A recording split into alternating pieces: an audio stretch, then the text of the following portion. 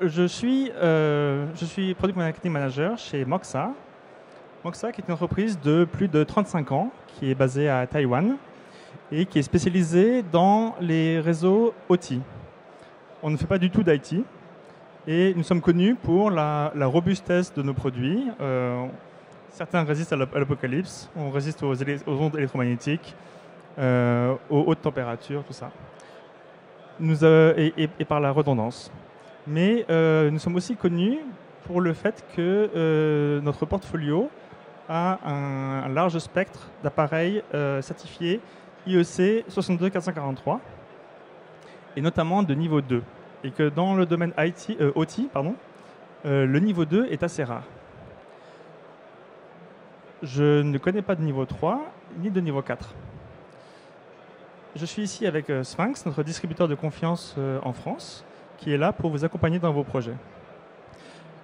La démo que je voulais vous montrer consiste en fait en un bras mécanique, comme on en trouve régulièrement dans une usine, avec en dessous un Raspberry Pi qui le commande et qui déplace ce petit cube d'ici à là de façon répétée. Au-dessus, nous avons un ordinateur Windows avec une machine virtuelle Kali Linux qui est en fait l'attaqueur. L'attaqueur attaque le bras mécanique à travers le firewall, notre EDR 9010, qui est composé d'un ADS IPS, de Deep Packet Inspection, Anomaly Detection. Et en l'occurrence, l'attaque que je voulais vous montrer, utilise la vulnérabilité Eternal Blue. Eternal Blue est une vulnérabilité qui a été découverte par la NSA, les services secrets américains, et ils en ont fait un outil, et cet outil leur a été volé par un groupe de hackers qui s'appelle les Shadow Brokers, et qui en ont fait un malware, même plusieurs malwares, WannaCry, qui a fait beaucoup de dégâts en 2017, et successivement NotPetya, qui était sur le même principe. Donc ce sont des ransomware, et WannaCry a complètement paralysé le système hospitalier du Royaume-Uni. C'était vraiment dramatique. Et ce que je voulais vous montrer, c'est que notre firewall possède deux modes. Le mode détection et le mode protection, ADS, IPS. Alors on se demande pourquoi est-ce qu'on voudrait seulement détecter et ne pas protéger. Eh bien, il y a beaucoup d'appareils qui sont extrêmement sensibles et qu'on ne peut pas arrêter comme ça. Si vous avez le système de refroidissement d'une centrale nucléaire, on ne va pas l'arrêter parce qu'il y a un soupçon de malware. Donc, on peut vouloir juste détecter ce qui se passe sans l'arrêter. Et le mode protection reconnaît lui aussi le malware, mais cette fois, drop les paquets. Donc, voilà. Donc, nous sommes Moxa, avec notre partenaire Sphinx France, qui est là pour vous accompagner. Et voilà, nous avons 100 millions d'objets connectés dans le monde. Nous sommes les numéro 1 en connectivité industrielle. Bref, on est connu dans le domaine industriel. Voilà. Sphinx a 30 ans d'expertise aussi, 110 employés, et ils sont vraiment partout pour vous aider avec leur bureau d'études. Moxa est originaire de Taïwan. Pourquoi c'est important ? C'est important parce que Taïwan est le premier pays au monde à avoir adopté une régulation en cybersécurité. Ils ont une ministre de la sécurité numérique actuellement et qui s'y connaît vraiment bien. 30% de leur PIB vient de produits manufacturés et leurs voisins testent régulièrement leurs infrastructures critiques. Donc Taïwan est vraiment bien préparé à une expertise en cybersécurité. Ils ont eu des élections récemment où il y avait beaucoup de fake news et la population dans son ensemble vérifiait la source des informations. Donc il y a vraiment une culture de sécurité. Ce que je veux dire par là, c'est que la sécurité du réseau, c'est aussi la sécurité physique des opérateurs de votre entreprise qui peuvent être blessés par une scie, par une charge qui leur tombe dessus. Et on observe une évolution des malwares. Alors, en l'occurrence, on se trouve dans un scénario où la vulnérabilité est connue. C'est Eternal Blue, on sait ce que c'est. Mais qu'est-ce qui se passe si jamais on découvre une nouvelle vulnérabilité? Comment réagirait Moxa? Il y a deux cas de figure. Soit c'est nous qui découvrons la vulnérabilité nous-mêmes, auquel cas on donne aux fabricants, parce que nous sommes un CNA. Un CNA, c'est une autorité mondiale qui numérote les vulnérabilités et les documente. C'est un club très fermé, où on n'achète pas une carte pour rentrer. Il faut être reconnu comme expert dans les protocoles. Donc, les CNA donnent en général 30 jours aux fabricants pour corriger leur vulnérabilité. Et au moment où nous publions la vulnérabilité, nous avons aussi la solution, la signature dans nos systèmes. Ce qu'on appelle l'initiative jour 0. Et on update le patch.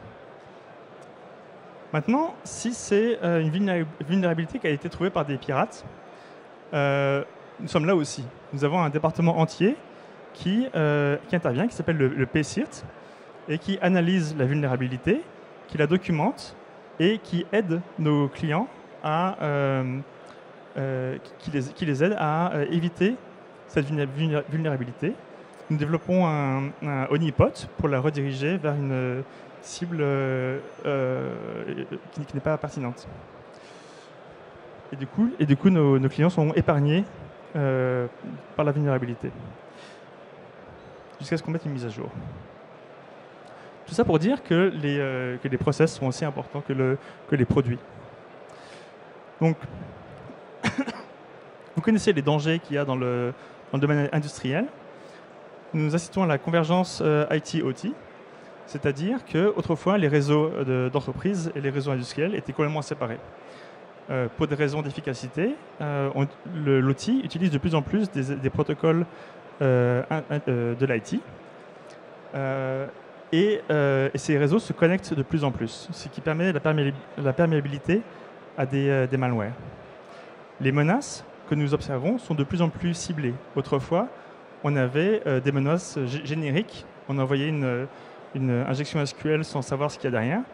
Aujourd'hui, on cherche délibérément à cibler les réseaux OT, les protocoles OT, de façon de plus en plus complexe, avec de plus en plus de moyens. Et la sécurité, c'est quelque chose de très difficile à implémenter dans notre domaine. Pourquoi? Parce que nos clients ont des projets sur 15 ans. Vous voulez creuser un tunnel à travers les Alpes, et ben ça prend 15 ans. Et au jour 1 de l'ouverture, la machine qu'on avait achetée il y a 15 ans, eh ben elle est déjà obsolète. Et donc, on est obligé de faire avec. On a des machines anciennes, on a développé des drivers pour Windows XP. Est-ce qu'on veut vraiment passer à Windows 10? Non, on sait que ça ne marchera pas. Donc, on se retrouve avec des objets qui ne sont pas patchables, qui sont complètement obsolètes. Et en même temps, on veut moderniser nos réseaux pour faire du 5G, pour faire du TSN, pour faire de l'IoT. Et on fait le grand écart entre des machines et des protocoles anciens et des protocoles extrêmement modernes. Et aussi, le problème que beaucoup de nos clients rencontrent, c'est l'interopérabilité. Il y a des dizaines de fournisseurs différents dans le réseau et chacun surveille un petit peu ses propres appareils, mais n'est pas forcément compatible avec les autres. Et pour ces raisons, il y a des réglementations qui sont en cours. Alors, leurs intentions sont très bonnes. Hein. Vous pouvez aller leur parler à côté. Leurs intentions sont bonnes, mais c'est un fardeau pour les industriels de devoir être conformes avec l'ANSI, NIS 2, la directive européenne, le CRA, Cyber Resilience Act. Donc, NIS 2 cherche à augmenter le niveau de sécurité des infrastructures critiques, alors que CRA dit que les produits qui sont vendus en Europe doivent avoir un minimum de sécurité pour être autorisés à être vendus en Europe. Et nos produits sont de criticalité numéro 2, c'est-à-dire qu'ils sont très critiques, puisque ce sont des instruments réseau. Et dans ce paysage un petit peu anxiogène, notre recommandation, c'est de suivre les standards. Et nous suivons le standard IEC 62443-4-2. Donc, -4, ça veut dire que c'est pour le fournisseur. IEC est divisé en rôles. Donc, tout ce qui est niveau 2, c'est le propriétaire de l'usine. Niveau 3, c'est l'intégrateur système. Niveau 4, c'est le fournisseur du composant. Et -2, c'est les fonctionnalités des appareils. Alors, il y a 4 niveaux. Et vous vous demandez, OK, quelle est la différence entre niveau 1 et 4 ? Eh bien, niveau 1, tous les humains doivent s'identifier, par exemple. Niveau 2, tous les humains et toutes les machines et les softwares doivent s'identifier. Niveau 3, l'identité de ces machines et de ces humains doit être unique dans le réseau, et on doit le prouver. Ou par exemple, le temps du réseau. Vous avez des logs avec un timestamp, ça c'est le niveau 1. Les timestamps sont synchronisés à travers tout le réseau, c'est le niveau 2. Et le niveau 3. Et le niveau 4, ce serait, il y a une anomalie dans le temps, et on déclenche une alerte. Donc vous voyez que le niveau 4 est extrêmement contraignant, et on n'a pas forcément besoin de niveau 4 tout court ou partout. Donc nous sommes fournisseurs de niveau 2, et je tiens aussi à préciser que le niveau 1 signifie aussi que l'appareil est protégé contre des erreurs de manipulation, pas contre des attaques malicieuses. Les attaques malicieuses, ça commence au niveau 2, et niveau 4, il y a de plus gros moyens. Donc nous avons tout un portfolio de produits certifiés niveau 2.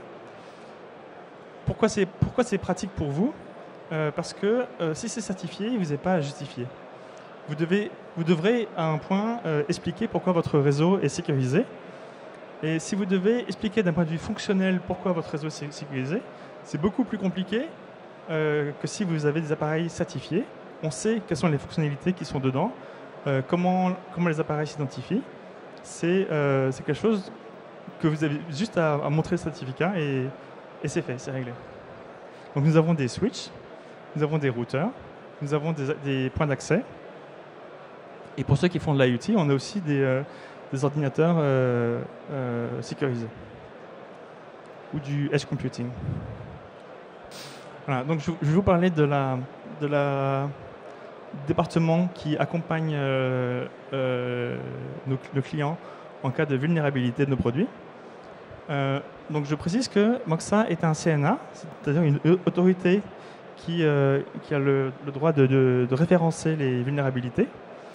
Et c'est un gage de crédibilité, de connaissance et d'expertise dans les protocoles. Voici la liste de toutes les entreprises dans le monde qui sont des CNA et qui ont cette crédibilité, ce droit de référencer des vulnérabilités. Donc, la norme 62443 s'intéresse aussi au process et tous les appareils qui suivent cette norme doivent être sécurisés par design. C'est-à-dire qu'on ne rajoute pas des fonctionnalités pour sécuriser l'appareil, mais dès le départ, la façon dont l'appareil est défini est sécurisée. Donc, par un développement en V classique, on définit les requirements sécuritaires et on les teste jusqu'à la fin. Donc la sécurité est intégrée dès le concept. Et finalement, la norme Cyber Resilience Act va être signée cette année et sera effective en 2027. Et nous sommes déjà quasiment alignés sur cette norme 3 ans en avance. Voilà, pour finir, ce que je voudrais vous dire, c'est que si vous achetez des appareils pour sécuriser votre réseau, je pense qu'il est très important que les appareils soient intuitifs, parce que vous allez les confier à vos équipes qui ont autre chose à faire au quotidien que d'apprendre un nouvel appareil, un nouveau software. Voilà, donc vous voyez la topologie du réseau, vous voyez où se trouve quoi. Ici, vous voyez la sécurité du réseau. Vert, c'est sûr. Orange, vous avez une checklist de ce qu'il y a à faire, changer les mots de passe, tout ça. Et finalement, l'interopérabilité avec les autres appareils est essentielle. Si vous avez plein de systèmes qui ne communiquent pas entre eux, comment voulez-vous savoir ce qui se passe dans votre réseau d'un point de vue sécurité ? Et donc, évidemment, nous soutenons cette coopération avec nos concurrents. Nous visualisons tous les appareils concurrents du moment qu'ils supportent SNMP, ICMP et qu'ils ont des MIB configurés qu'on peut intégrer dans la visibilité du réseau. nous-mêmes, notre propre software peut être intégré dans un autre software. Si vous préférez un autre software, mais que vous aimez bien notre topologie, vous pouvez très bien l'intégrer dans un autre software, c'est facile. Et ça vous permet, dans un rapport, de montrer l'inventaire de votre réseau, l'inventaire ou la topologie. Et finalement, tout est commandable par une API RESTful ou par la ligne de commande. Voilà. Donc si vous voulez, par exemple, vous avez été attaqué et votre réseau a été détruit. Plutôt que de passer 3 semaines à le remonter, vous pouvez sauvegarder la topologie, les alertes, les niveaux, les anomalies et reconfigurer automatiquement votre réseau. Vous pouvez sauvegarder la configuration de chaque appareil et la remettre en place si vous le voulez. Et pour les appareils qui ne sont pas Moxa, vous pouvez aussi écrire des scripts à la ligne de commande pour automatiser leur reconfiguration après une catastrophe rapidement.